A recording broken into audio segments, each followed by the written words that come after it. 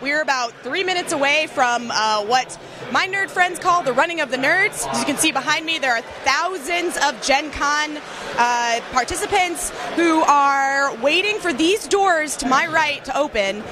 There are some very, very strict rules about what they can and cannot do. They cannot run. So there's a very, very brisk walk situation that we'll see in a couple seconds here. I think they're getting ready to count down. As you can see, the cheers behind me. We've already gotten threatened by the first person in line over here that she said she will not be afraid to run us down because we are standing right in the way of between the doors and these thousands of Gen Conners behind us. We know that there will be well more than 60,000 people here this weekend. Oh, the countdown is happening right now, as you can hear. Oh, excuse me, not yet. But we're getting very, very, very, very close for this countdown.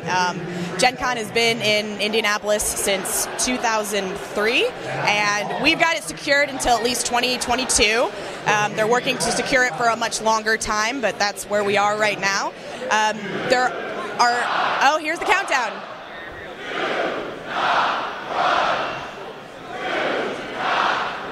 Oh, do not run. They're not counting.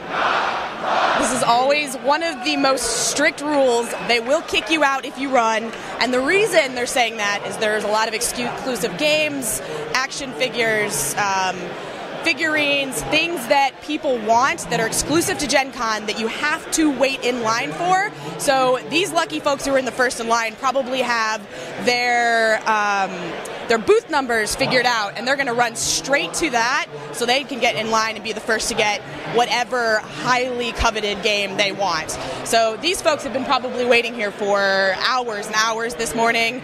This first young lady here already threatened us and said if we're in her way, she will run us down, but we know that she can't run, so I feel pretty safe for about now. We'll talk to you in a couple of minutes. So we're just about to open up the doors. Behind us, there are thousands of Gen Conners in here. It is a noticeably different, hotter temperature difference between out in this convention hall at the Indiana Convention Center versus inside. I mean, it's like probably 20 degrees warmer out here as all of this humanity is just waiting to get inside these doors. Stephen, why don't you show them a view of the doors? These are the doors that they are waiting to get inside right now. And we've got access. They're locked. We can't even be in. So they're close. They're opening the doors now. So you can really feel the energy. The murmur is getting louder and louder as people are getting really excited to come in. Again, I see we got another threat of stand back. So we're going to go inside so that we don't have to worry about getting mowed over during the running of the nerds, as it is called. Not unlike the running of the bulls, I would assume, only it's a little bit more tame. So, you ready? We're ready. Are you guys ready? Woo! So as you can see, the doors are open, and there are just thousands of people waiting to get in. We're all going to die. And there is just the most noticeable temperature difference walking from that hallway into this expo hall. Can you guys feel it? I've been in here for like 2 hours. It was warm in here earlier. It is probably 20 degrees warmer outside. Oh, God. As we mentioned before, Gen Con has been in Indianapolis since 2003, and it will be in Indianapolis until 2022. I know that the folks at Visit Indy and the city government are working to secure it for a much longer, more stationary time. It is, as its organizers claim, the country's largest gaming convention. I don't know if you can hear that right now, but the organizers have made a chant, and all of the folks out there are chanting, "Do not run, do not run." And this is about my third or fourth time seeing this, so I can attest that folks do not run, but they are some impressive speed walkers, and you'll see right now the doors are open and Gen Con 2018 is underway. And we are hopefully not going to get mowed over here. Hold on, I need to get past you. Okay. And we are in that crowd. Sorry guys. and we are in line. You guys are 20 people back? Can we talk to you with the local newspaper? Yeah. My name is Amy. Where are you guys from? I'm from Central Illinois, Bloomington Normal. Okay, so you're close. Yep. What's your name? Johannes. Johannes, nice to meet you. What's your name? Andrew. Andrew, what's your name? Troy. Troy. Okay, you're 20 people back. I heard you yell that. What does that mean? Well, so this line gets really silly. Like last year, we came only an hour early. We were the very end of the line. It took a little over 2 hours to get through it. Oh my gosh. So 300-400 people back. So what do you want? What's in this store that you want? Well, the X-Wing second edition stuff that they're doing is really amazing. Like, we both play a lot of X-Wing, and Troy plays some of the Destiny, just a lot of the Fantasy Flight games. Mm-hmm. Are there limited numbers of things that you need? Yeah, they limit them each day. They got a 2.0 like mini tournament thing. It's like an intro tournament. So basically what they're going to do is they're going to give it a limited amount, and then they're going to allow all those people to play, and then they'll give you a card. One or two? Two. X-Wing corset. Oh, corset. No, I don't need a corset. Sorry. Anyway. Think later, right? Further down. Okay.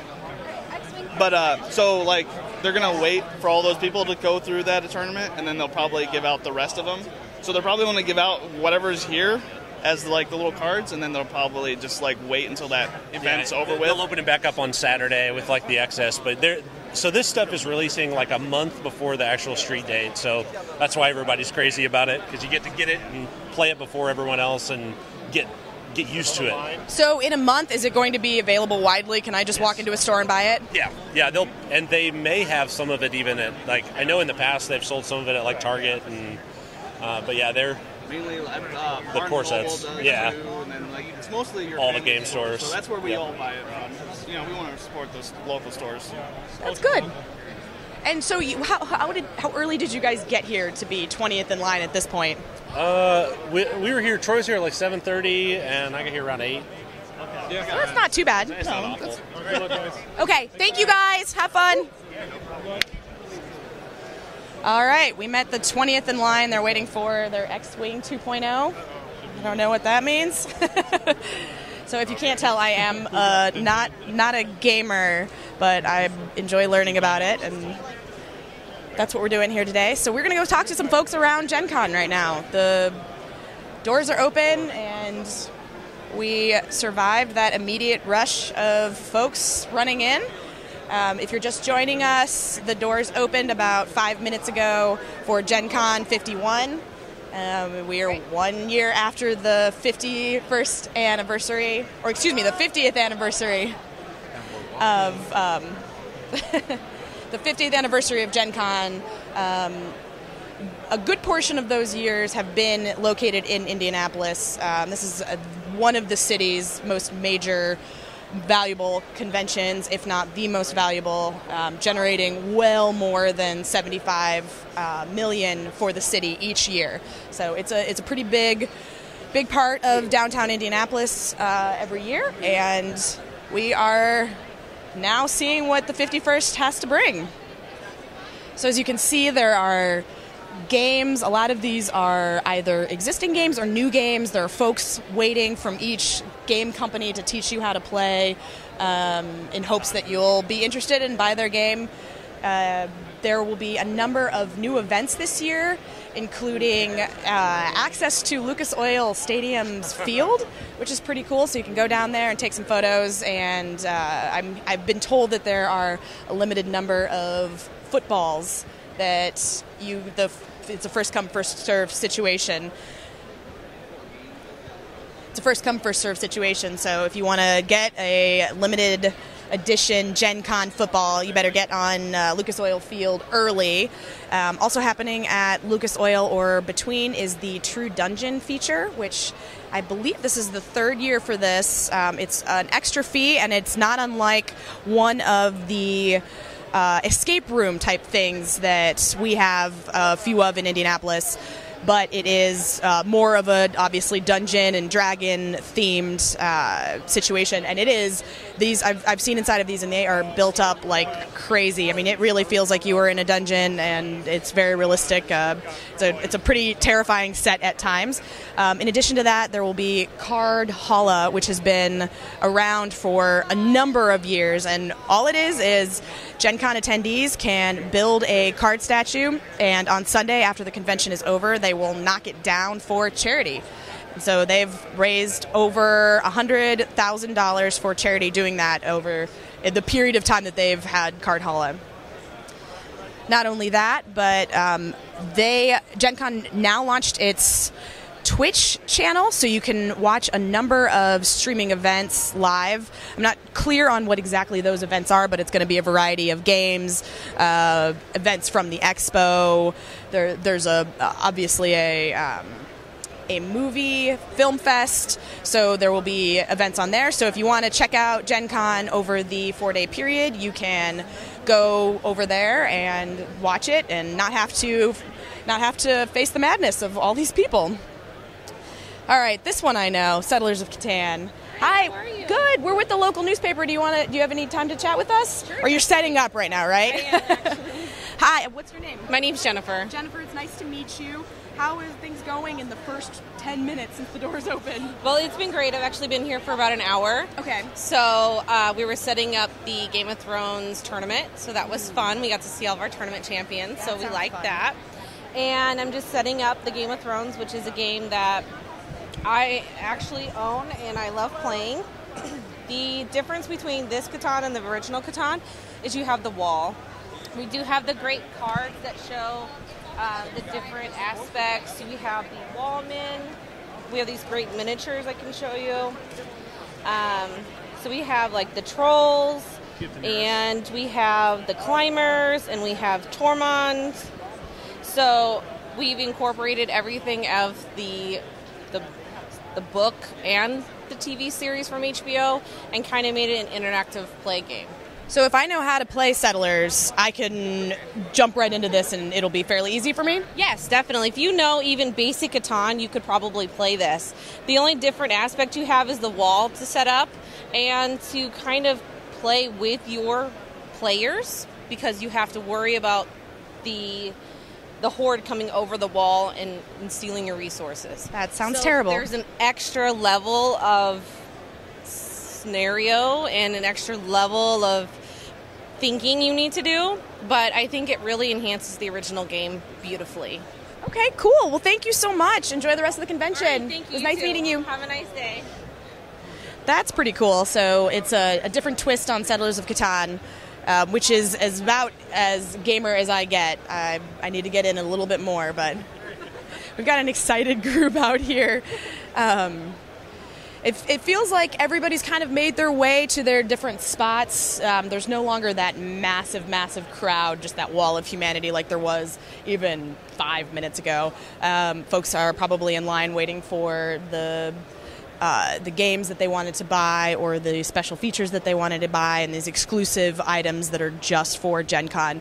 And if you're just joining us, we spoke with someone who was in line earlier and was fairly excited to be the 20th person in line so that he could get a game about a month or two earlier than it went on market, which sounds like an exciting thing, and he can try it out before everyone else gets to. And this guy's at Gen Con every year, and he is just as terrifying this year as he was last year. So there's not a lot of folks in costume today. The costume contest will be Saturday, and we have seen just the most elaborate costumes. I'm assuming we'll see those again this year. Oh, I spoke too soon. There's a guy in costume right now. A number of these folks who are cosplayers come to the convention just for cosplay. So they likely won't be playing the games. They likely won't be buying anything. They're just here to dress up and show off their costume and their hard work. There are a number of sessions that are costume related, as in how to make your foam weapon, or how to make something out of thermoplastic, because a lot of the costumes are made out of thermoplastic. So you can make your own molded costumes from scratch, and that is a growing art form, and Gen Con is a pretty huge showcase for that. So we're not seeing a whole lot of cosplayers. Oh, there's a pretty cool book backpack there. As always, there is a world's most fun people watching situation out here. The hair, the clothing, the T-shirts. People really put on their best and show off the games that they play or whatever character from pop culture that they love, and we're definitely seeing that right now as we pass by folks. Speaking to Gen Con organizers before we went on air, we know that there will be well more than 60,000 people here, which is up from early days of 15,000. So if you can imagine how insane that growth is over just a short period of years. So gaming is very much alive and well, and it exists in the heart of Indianapolis.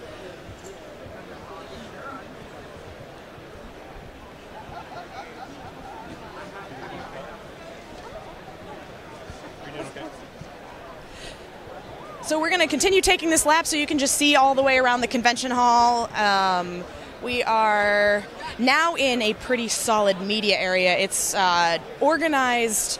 It's a very, very meticulously organized system of chaos out here, where the games are on one side and a lot of the media and clothing will be on another side. Oh, it looks like a couple of Handmaid's Tale are over there. Looking at corsets. I'm pretty sure that handmaids are not allowed to wear corsets, but there they are buying them.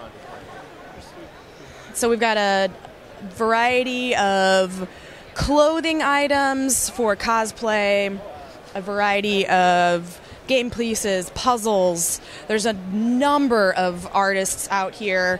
As you can see, this one in front of me, Tommy Castillo, with his, looks like to be an airbrush technique. It's pretty interesting. And we're also seeing a number of kids out here. This is something that is fairly new as gamers grow up and want their kids to be part of this. So there are a lot of family-friendly events with 17,000 different sessions. That's right. That's a real number. 17,000 different sessions. There is something for everyone. There are sushi making